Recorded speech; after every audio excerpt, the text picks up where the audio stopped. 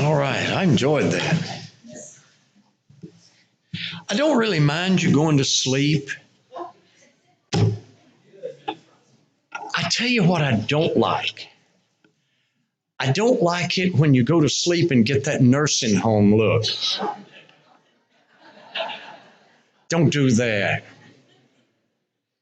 Oh, I preached in a church one time and they had to call 911 because somebody had died in the back and they carried 5 people out before they got the right one.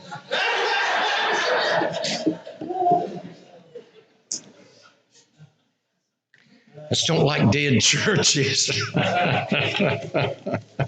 Turn your Bibles to the book of Hebrews, chapter 11. This is another one of those 15-minute sermons. What? Yeah, I got it. Right here. That little green button, right? Yeah. Got it. Got it. All right. Okay. Want to talk to you about faith's frontier journey. And this is going to be the beginning of what I'm going to do all week at camp. So tomorrow night, when we get there and all of the other churches are there, I will do a quick review of tonight and then get into tomorrow night's sermon. Hebrews chapter 11. What do you mean? What do we mean when we use the term walk by faith or live by faith or faith's journey? Well, I wrote down some things that I've read through the years. Just beyond the edge of settled territory, moving beyond the safe, predictable life afforded by this world into an adventure that spans both earth and eternity. Saying yes to God's vision, trusting His perspective more than our own. That's one of my favorites. Saying yes to God's vision, trusting His perspective more than we trust our own perspective. Because we can only see to the next corner or to the next horizon. God knows what's over the horizon and around the next corner. So it's very wise to trust His perspective. He's there looking down. He knows what's just over the hill. Here's another one. A life of confident hope that originates outside one's self, a life of blessed assurance of living the gospel no matter what the cost. I have learned that, I'm just going to keep calling it faith's journey, is unpredictable. It's uncharted. There are no maps for faith's journey. Sometimes you see down the road, sometimes it's one step at a time. It's one reason that the Psalms tells us, thy word is a lamp unto my feet to show me where to stand, and a light unto my path to let me know where to walk. I've learned that faith's journey is most times unfamiliar, sometimes teeming with life. Other times it's more desolate, and it doesn't seem like life is there at all.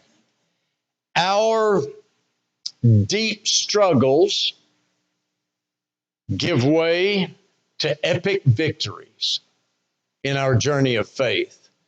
Our painful sacrifices somehow go hand in hand with our most joyful celebrations, this journey of faith.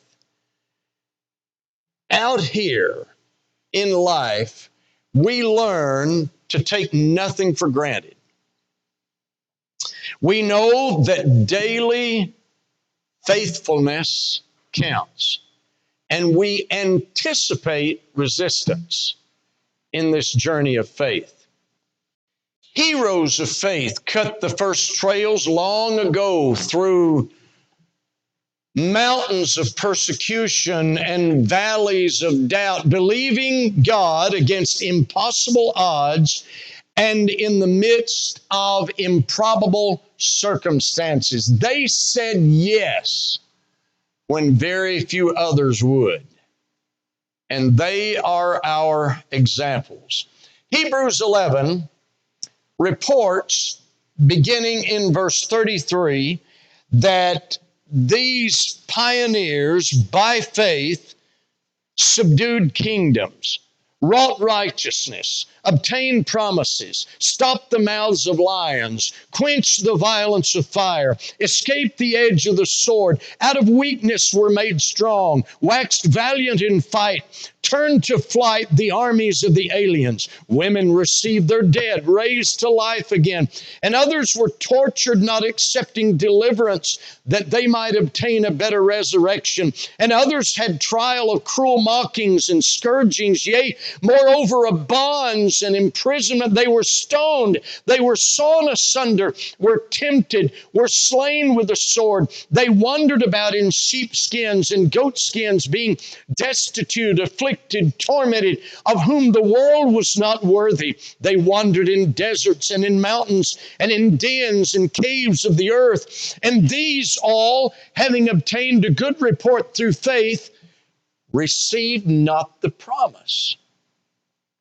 God having provided, listen to this, God having provided some better thing for us, that they, I just read to you who they were and what they did, that they, without us, should not be made perfect, should not be finished. It's not over yet.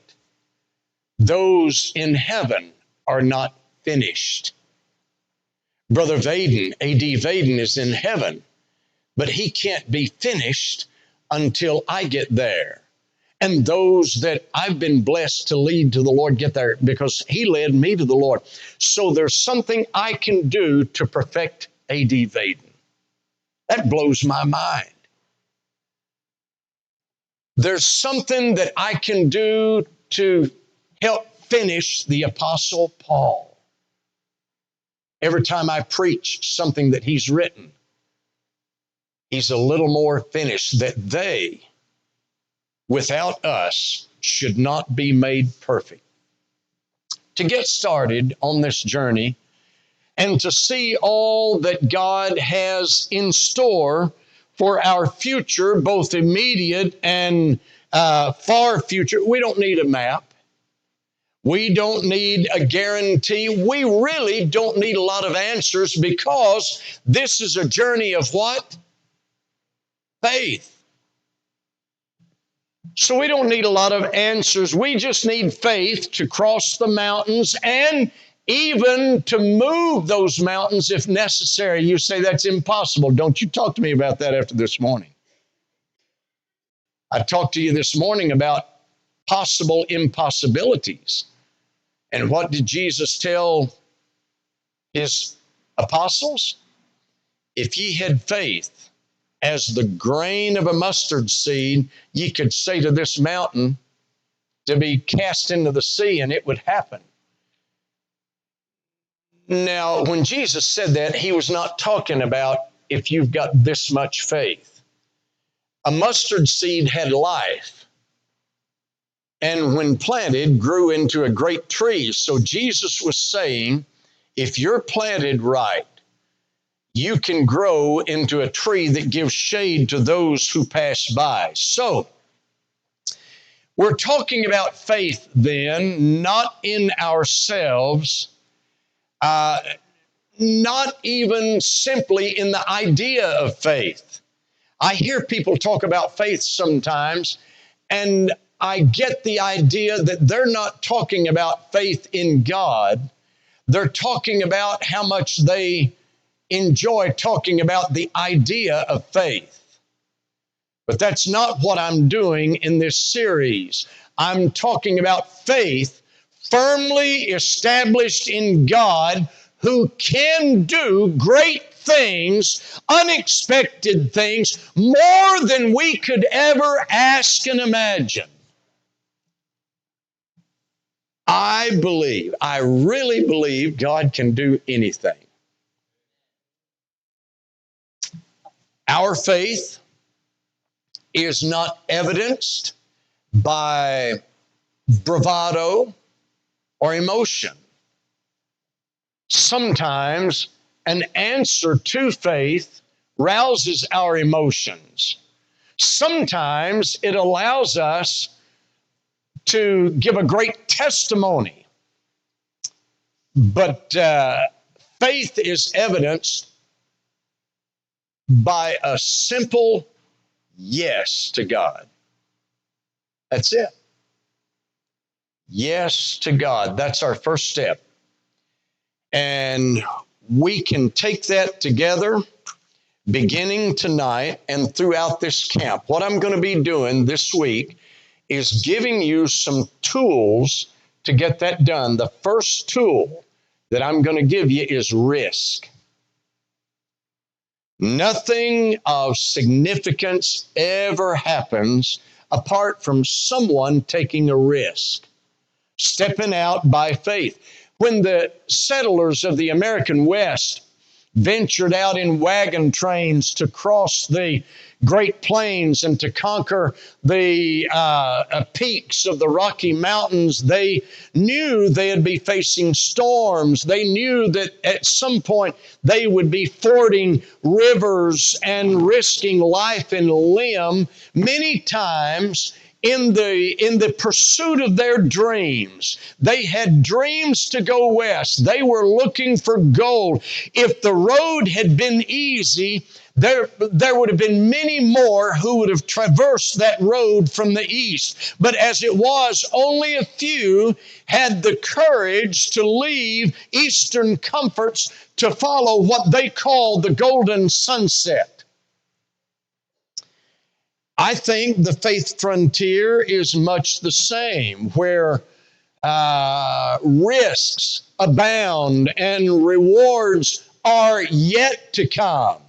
Sometimes we don't see those rewards and we don't get those rewards along the way in the frontier, but they do come. There are plenty of would-be pioneers who are paralyzed by fear, those whose doubts and questions hold them back from answering Jesus' simple call, follow me.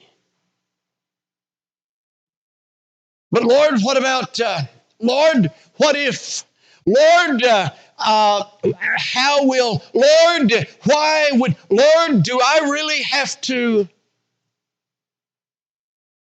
That's our answer to God most of the time, isn't it? God says, do this or go there, and boy, we come back with a plethora of questions. Lord, I've done it. When I knew that God was leading me to pastor that church in Michigan back in 1980, I gave God some reasonable arguments. Lord, I grew up on a gravel road. Lord, I'm raising my sons in the country. I can't live up here where houses are just 8 feet apart. I can't raise my sons up here. And for over 2 hours, man, I just laid in the floor and cried and told God why I couldn't do that. And all of a sudden, He stopped me and He said, you spent all this time whining and crying about something that you've not yet asked me if I want you to do.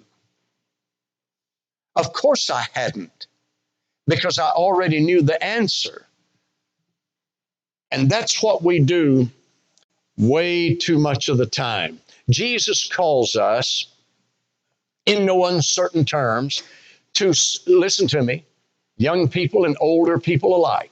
God calls us in no uncertain terms to come to Him and surrender our worries and doubts, and instead to seek His will first.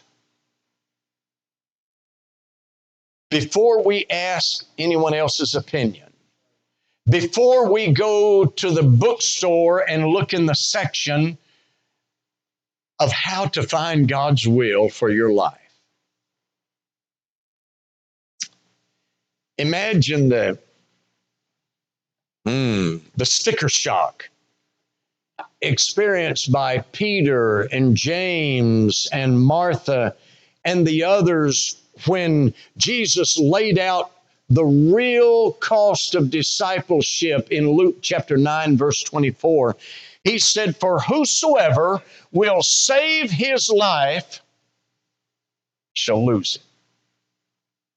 But whosoever will lose his life for my sake, the same shall save it. This means, in effect, that playing it safe is really the biggest risk. Overthinkers and perennial worriers are making a tragic trade-off, trusting their eyes more than God's eyes, believing their wisdom more than His wisdom, considering their know-how and know-why is greater than His know-how and know-why. Jesus was right, of course.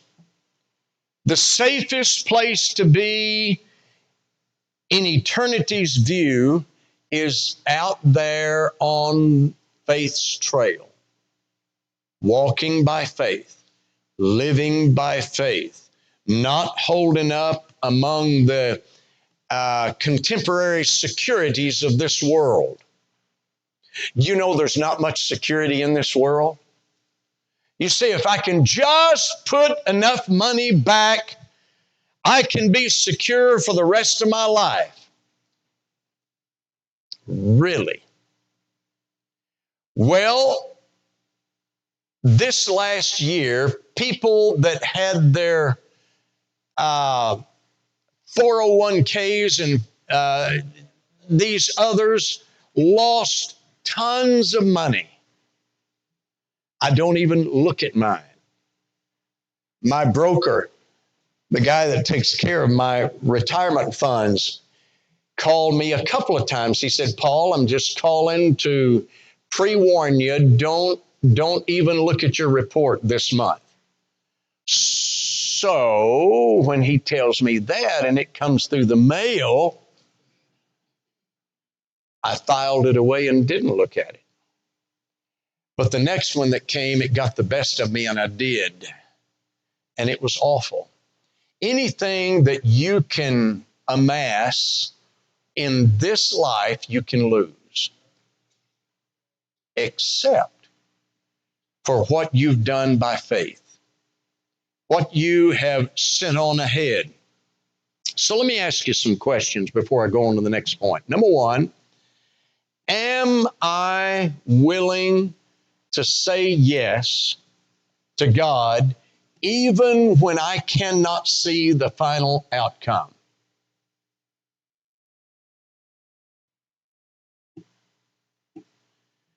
Am I willing to live by faith rather than live by sight? Listen, the Apostle Paul said the things that you see are not real. It's the things that you can't see that are real. Am I willing to live by faith and not by sight? Question number 3. Whether I stand or fall, win or lose, experience joy or suffer loss in this life, will I surrender my life to Jesus Christ? Why wouldn't you? It's not your own anyway. You're bought with a price. Brother Ron quoted it this morning. Therefore, glorify God in your body and in your spirits, which are the capital Lord apostrophe denoting ownership S. Your body belongs to the Lord. Your life is not your own. He bought all of that which is you. Body, soul, spirit, He paid for it. Last question before I go on. In what area of my life tonight, listen to me, in what area of my life tonight do I need to offer a fresh yes to God? So, there will be risk. There will also be relocation. You say, see, there you go. I don't want to go to Africa. Why is it that when a preacher preaches about surrender, people say, I don't want to go to Africa? You think God sends everybody to Africa? He did the Rosenbaums. What's your last name? Hebrews chapter 11, verses 8 through 10. By faith, Abraham, when he was called to go out into a place which he should after receive for an inheritance, obeyed, and he went out not knowing whither he went. Sarah, need you to pack stuff up. Oh, okay. Where are we going? I don't know. Well, how long is it going to take us to get there? I don't know. Sound like a teenager, doesn't it? I don't know. Why did you do that? I don't know. What were you thinking? I don't know. That's all Abraham could answer her. When will we get there? I don't know. What's it going to look like? I don't know. He went out not knowing whither he went. By faith, he sojourned in the land of promises in a strange. By faith, he sojourned in the land of promises, in a strange country, dwelling in tabernacles with Isaac and Jacob, the heirs with him of the same promise. For he looked for a city which hath foundations, whose builder and maker is God. Our motivation to hit the trail comes from the greater vision that God puts in our hearts. That's the only thing that would motivate us to step out by faith, isn't it? Abraham received the dream come true calling of any pioneer, and that was to head west to claim land. But it's the second part that makes his call more difficult, and why, upon obeying God, Abraham took on the moniker Father of Faith. He was to be a man who went without knowing where he was going, without knowing when he would get there, what the route was going to be. Can you imagine? Abraham, a wealthy man with a large household, extended family, growing investments, multiplying farm animals, community respect, suddenly up and leaving most of it behind, choosing a nomadic lifestyle, living in tents. That's what he did. Why? Because God said, Abraham, get thee up and go to a place that I will show thee. Now, he didn't know where he was going. He didn't know the direction right then. He just knew that God said, I got you. I'm going to show you where to go. And so Abraham up and went. Can you imagine, though, this man suddenly up and leaving most of all of that behind without question? Based on what exactly? Well, an entirely non-specific promise. Romans chapter 4, verse 3, Abraham believed God, and it was counted unto him for righteousness. He did what he did because he believed God. Movement and change are both an intrinsic part of faith's journey. Now, I'm not talking about changing to please the world. I'm saying movement and change are part of the faith journey. There's no way to remain still and walk by faith. Walk indicates movement. You can't sit still and just warm a pew and walk by faith at the same time. Now, this does not always mean physically or vocationally moving from one place or one thing to another, but it will at a minimum involve movement, and it will involve and require change of heart. It'll mean relocating the affections and priorities of our hearts from the promise of this world to the promise of the next world. Abraham looked for a city whose builder and maker was God.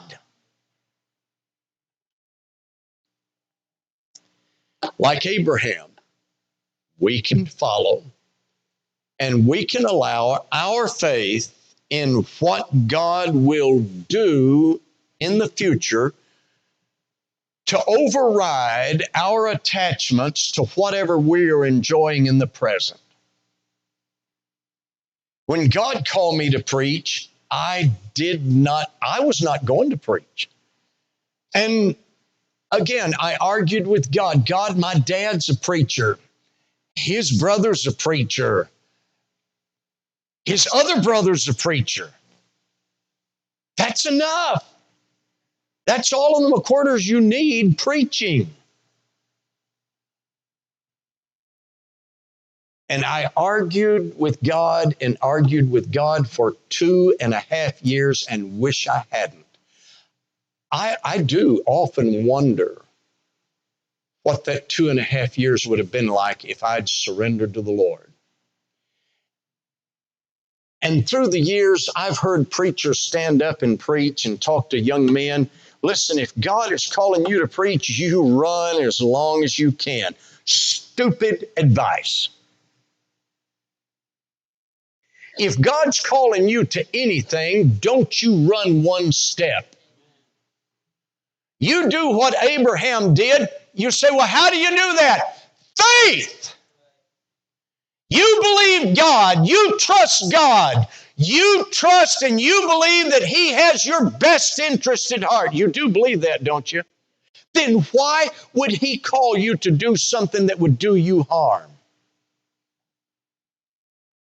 Well, I argued about that too. I said, well, God, I've sat in church and I've watched how some of the men and women in the church have treated my pastor. I ain't going to put up with that.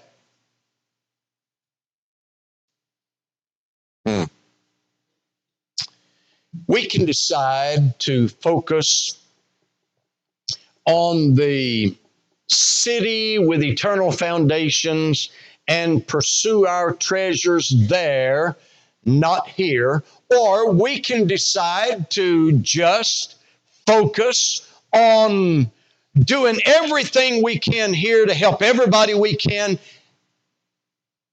and still be out of God's will. And miss the joy. And really, I'm telling you, the journey of faith is an adventurous life. You don't ever know what's around the next corner. You see, yeah, that's what scares me. Why? Now, if you're walking alone, that would be a little scary, but Jesus said, I'll never leave you or forsake you. If God's calling you, He's going to be with you. He's never left me.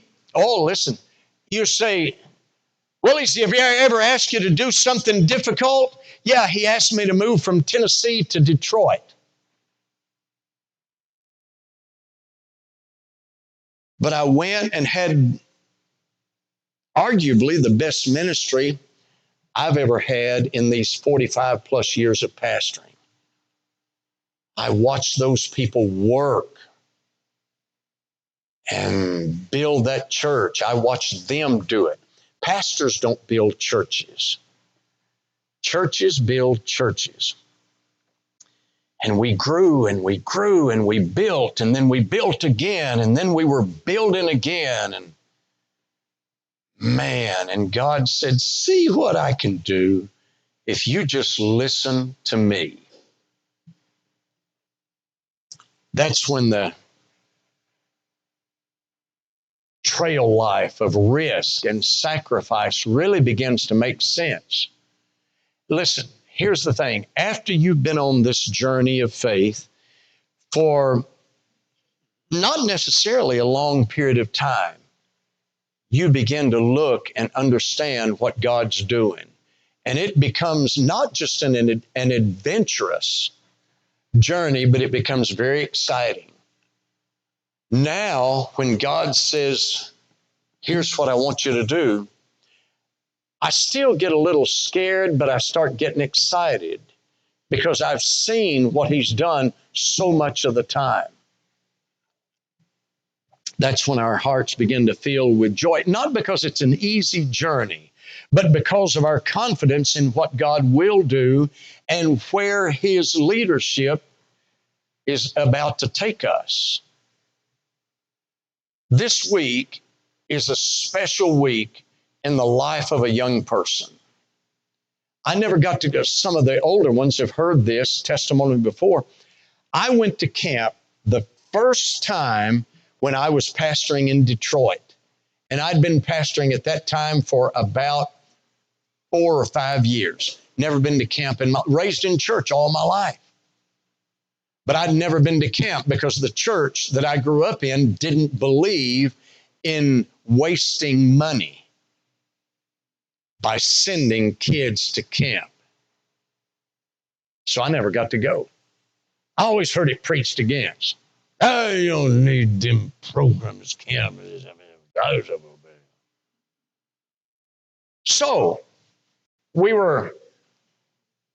our folks wanted to go to camp, wanted to send the kids to camp. We had a couple of buses, so we loaded them up, and I drove. I wasn't going to let my kids go to camp unless I'm there. So I went, and I sat way back in the back. There was about 400 and something teenagers. Life Action Ranch, Buchanan, Michigan. I sat there in the back, skeptical.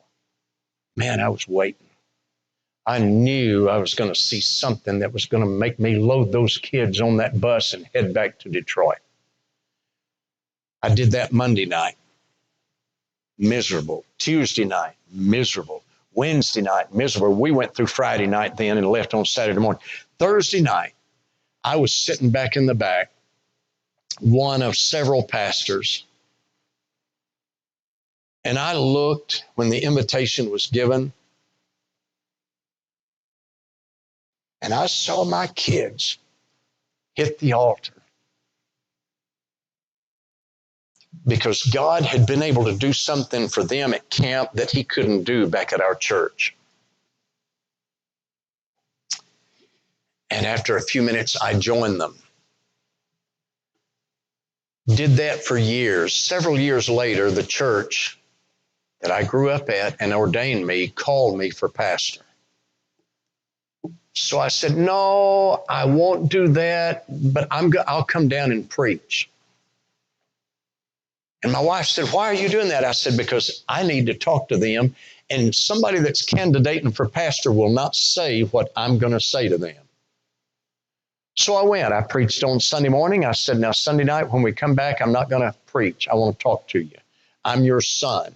You ordained me. I surrendered to preach here. I learned the basics of what I needed to know here.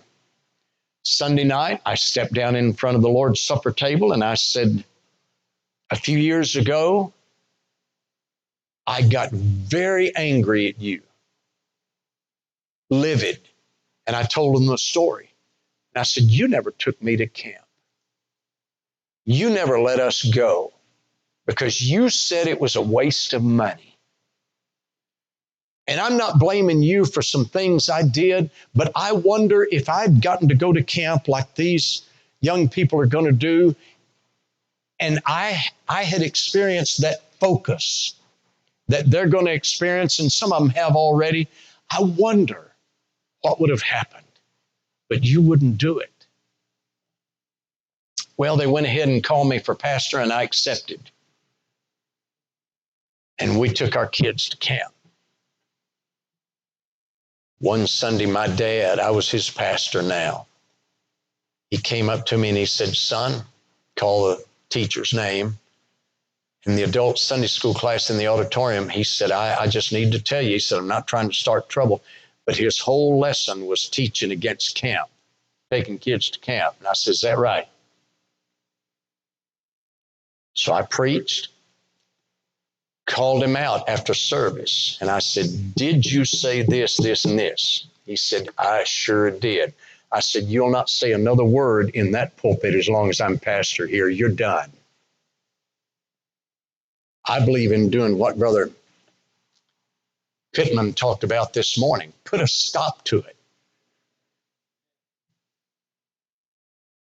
You're about to, some of you have been before. Who hasn't been to camp that's going?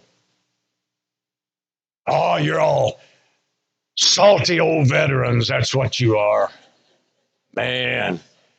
Then you know the drill. You know we get it started tonight. We don't get to camp and be cool on Monday. You can be right with God and be cool. Isn't that right, honey? That's right.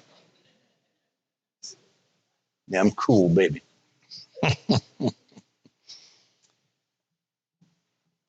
So we do that tonight so that we can, or this morning. I believe a lot of that was done this morning. Let me ask you some questions about relocation. Question number one. Is my Christian life on the move? Young or old?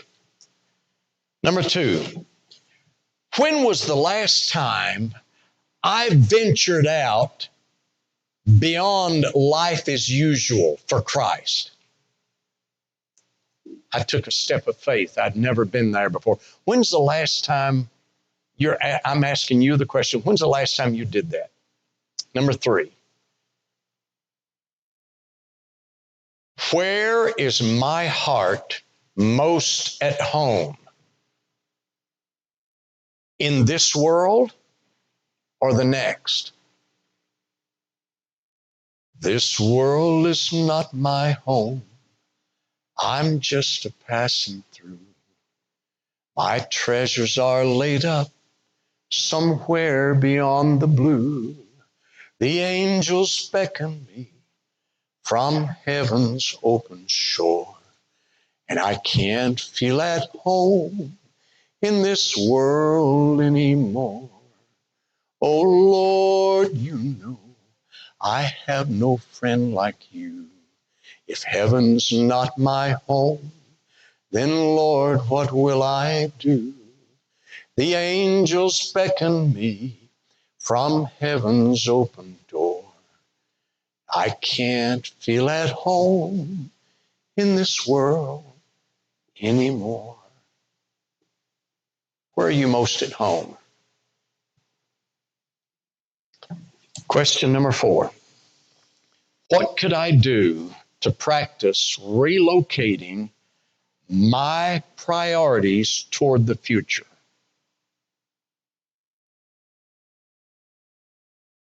Thinking about these questions and the others I asked you when I was dealing with risk,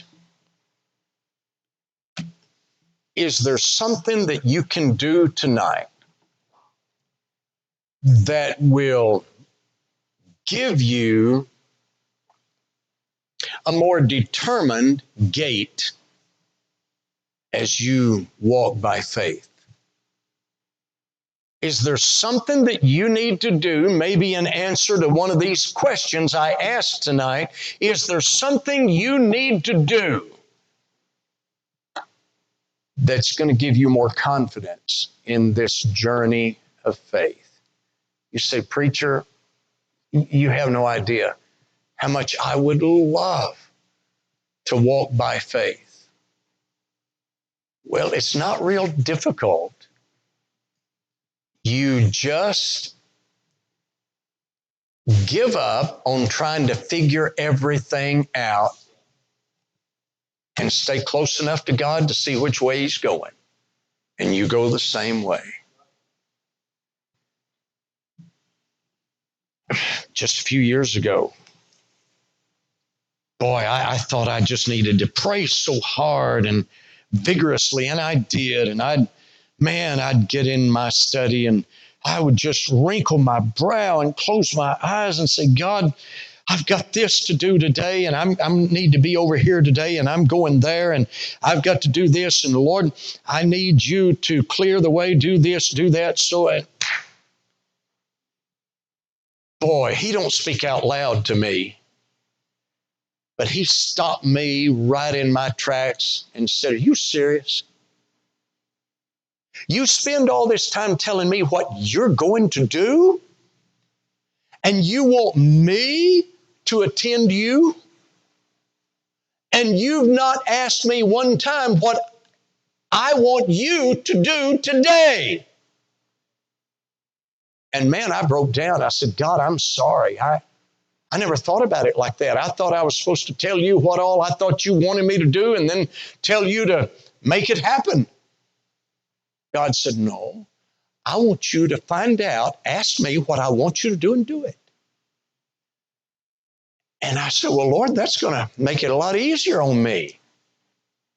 I don't have to sit down with my calendar and do a bunch of stuff.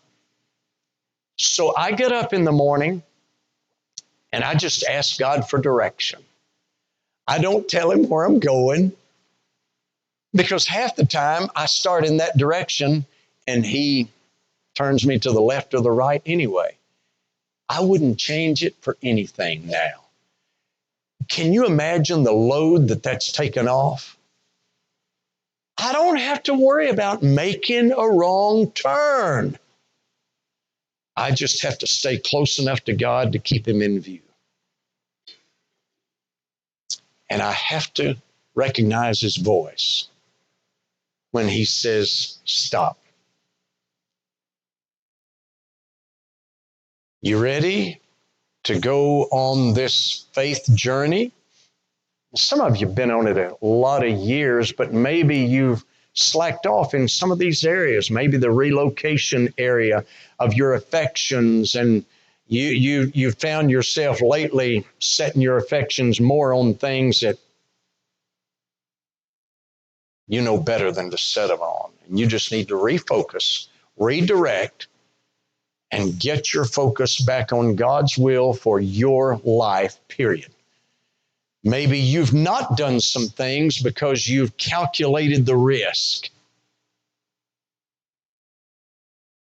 You can't do that with God. See, what you're wanting to do, you're wanting to operate with God like you do with a business. You're wanting to say to God, let's say this is a blank piece of paper. You're wanting to say to God, God, here's how righteous and religious I am. I'm going to give you this paper, and by cracky, you fill it out, send it back to me, and I'll sign it. That's what a good Christian I am. And God says, really? Are you serious right now? That's not the way it works with me.